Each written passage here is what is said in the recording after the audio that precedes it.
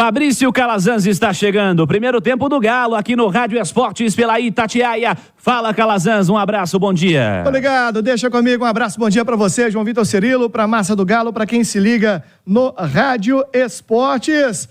O Atlético que tem um jogador em seu elenco extremamente valorizado e fez aquele caminho inverso, né?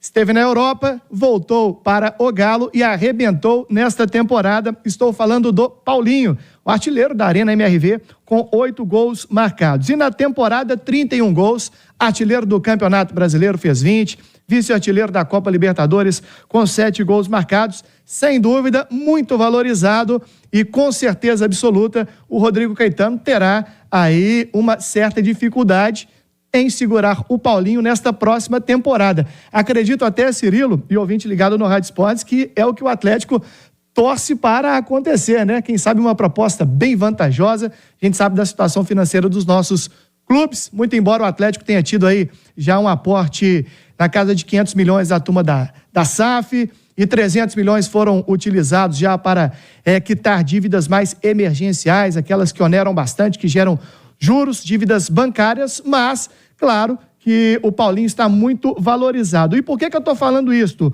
O nosso Henrique André fez uma matéria bem legal, está lá no itatiaesporte.com.br, que o Paulinho, que por incrível que pareça, ainda tem apenas 23 anos, ele aparece no ranking mundial, no top 3 de goleadores, considerando aí a casa dos 23 anos. Se você for pegar os artilheiros de todas as idades, o Paulinho é o 15º.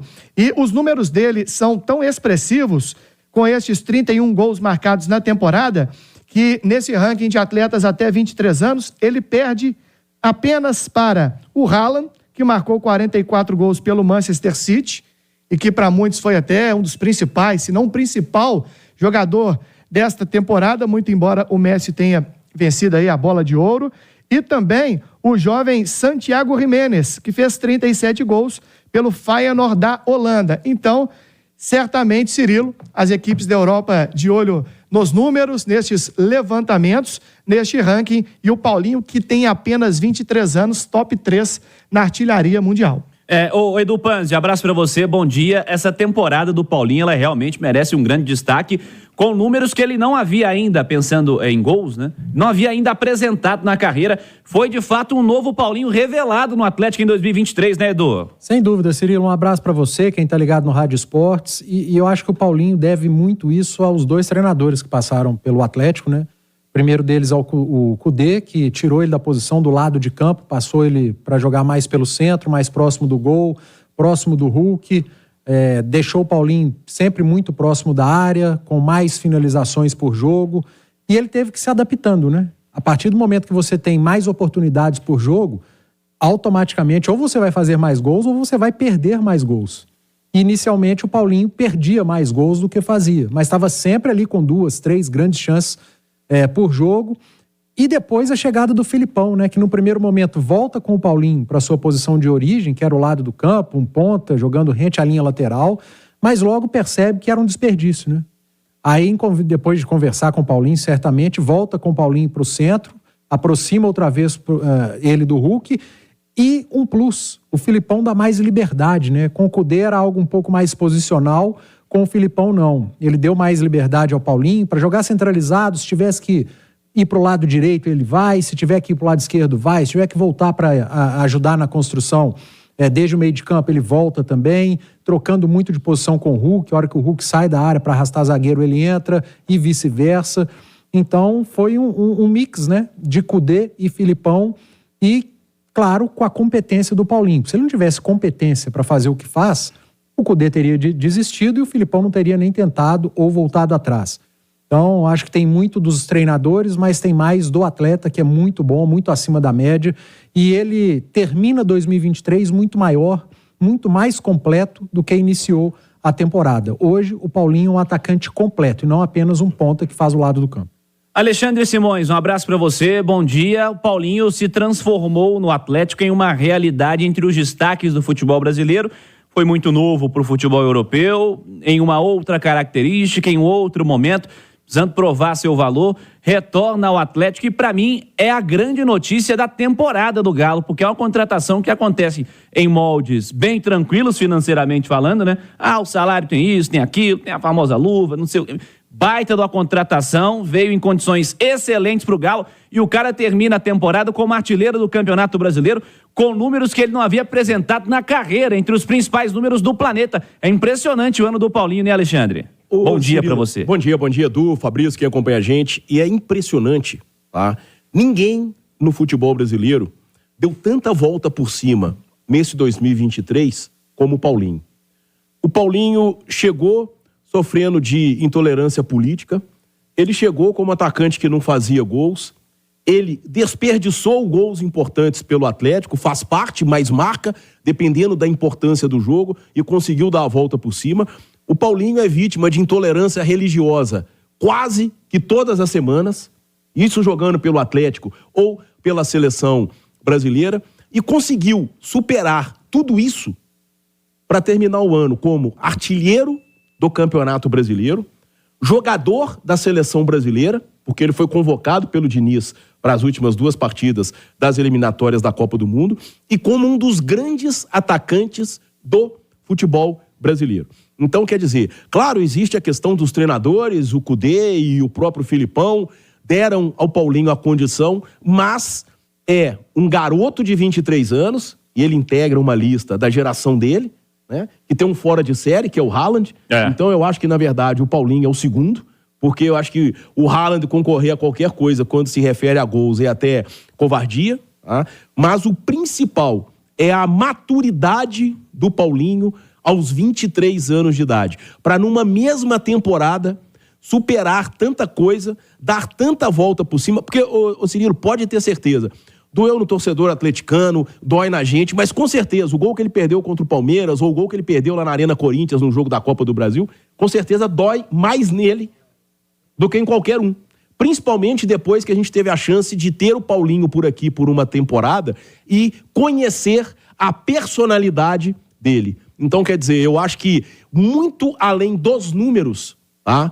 Precisa ser valorizada essa maturidade que o Paulinho carrega, apesar de ainda ser um garoto de 23 anos, num cenário de futebol brasileiro em que a gente tem turma aí de 32, 33, 34, se comportando como adolescente de 15 e 16. Mentalmente muito forte também, absurdo. Concordo contigo, Simões.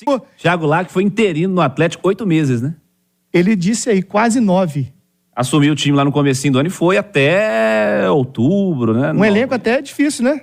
Eu me recordo, trabalhei em alguns jogos do Atlético naquele ano, tinha jogadores experientes e tal, mas o elenco era meio complicado. Roger Guedes fazia parte desse elenco aí? Até o meio do ano o Roger Guedes fez parte. Depois saiu, né? Depois ele saiu. Eu lembro do jogo em Chapecó, que o centroavante do Atlético, que o Thiago Largue teve que colocar pra jogar, foi o Denilson. Lembra do Denilson? Nossa Senhora. E ele falou do pouco investimento, né? Que tinha, uma dificuldade financeira naquele período.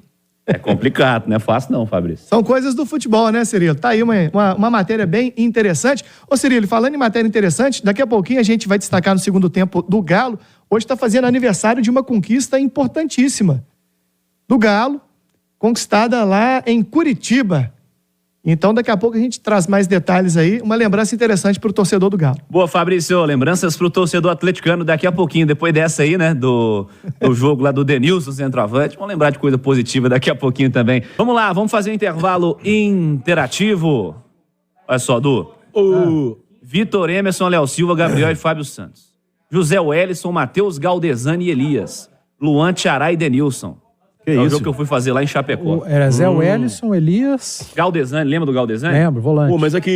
Mas eu tenho uma história muito O melhor. ataque era Luan, Tiará e Denilson. Fortes emoções. Não, o time não era ruim. Não era ruim, era não. ruim. Já vi times piores. Meio de tabela, acho que ano foi isso? 2018. O problema do Garantiu Atlético... vaga na Libertadores do ano seguinte. O problema do Atlético era muito mais extra-campo do que dentro de campo, né? Aqui, você tá falando de time aí, eu tava vendo mais cedo os stories da Yara Fantoni, tá lá cobrindo o Mundial de Clubes. Sim. Ela falando que ela mostrando o Marcelo brincando com a bola no treino era covardia. Eu vou dividir uma experiência. A Copa de 2006 na Alemanha. Ronaldinho Gaúcho. O aquecimento... Não, Ronaldinho Gaúcho, Roberto Carlos, Robinho, Juninho tava? Ronaldo Fenômeno, Juninho Pernambucano, Kaká. Tá louco. Cara, o aquecimento A rodinha de bobo... Era melhor que o jogo. Não, era melhor que o jogo. Não tinha bobo. Cara, não tem explicação o que era. Esses caras brincando com a bola. Esses caras brincando com a bola. E sabe quem é muito bom de bola? Quem? Tá na onda aí por causa da separação, né? Júlio César, goleiro. Baita de um goleiro que Mas era, joga cara. demais na Com linha. a bola no pé jogava também. Demais. Bicho, Ele Júlio. tem um irmão, né? Espíndola. Foi centroavante daquele time, coisa do Rio. Ele é melhor do que o irmão. Gente, o Júlio E César... é goleiro. Júlio César foi um baita de um goleiro. Que Foi, isso, goleiraço. E assim, a última imagem de seleção brasileira ficou ruim pra ele, ficou ruim pra muita gente, que foi o 7-1. Mas o que o Júlio César catou... 2006 era Ó, o Dida, ficou ele e ruim, o Rogério Ceni. Ficou ruim pra ele, ficou ruim pro Filipão, ficou ruim pro É. Oscar, Pra muita gente. pro Bernard. Muita gente boa. Cara. Muita gente boa boa. de bola, né, cara? Com bons... Pô, aquilo ali, bons sabe o que jogos. acontece? Aquilo ali é aquela coisa atípica que no futebol acontece. Futebol, gente. Acontece. E não tem explicação. Se a Alemanha e o Brasil jogassem 10 vezes, não ia repetir aquilo. Isso. O Brasil podia perder as 10, mas não ia perder daquela maneira. São aqueles abortos. De repente acontece assim, um negócio 5-0 no primeiro tempo, pronto, desandou, cara. Ele é uma loucura. Mas vou te falar, era brincadeira.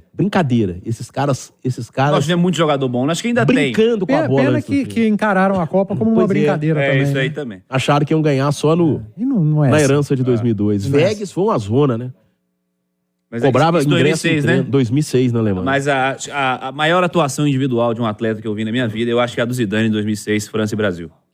Jogou demais. É inacreditável. num que o Zidane jogo? jogou. Vocês entrem aí. Não, é porque vocês são mais novos, né? É. Mas o Maradona, na semifinal contra a Bélgica, na Copa de 86, Eu lembro. e nas quartas de final contra a Inglaterra, Destruiu. foi covardia. Destruiu. Contra Maradona. a Inglaterra, então... Foi covardia. Contra a Bélgica, Mais do que ele na final. apanhou contra Na a final contra a Alemanha, ele não jogou tão bem como ele jogou contra a Bélgica na semifinal, 2-0, e nas quartas contra a Inglaterra, 2-1. Exercício pra turma que tá no YouTube. Vai lá no YouTube, depois do Rádio Esportes, procura melhores momentos de França e Brasil de 2006 e de Argentina e Bélgica Vale a Ele é 86. pena. amigo do Ronaldo, ele deu um chapéu no Ronaldo no meio de campo, que é covardia. Vale a pena.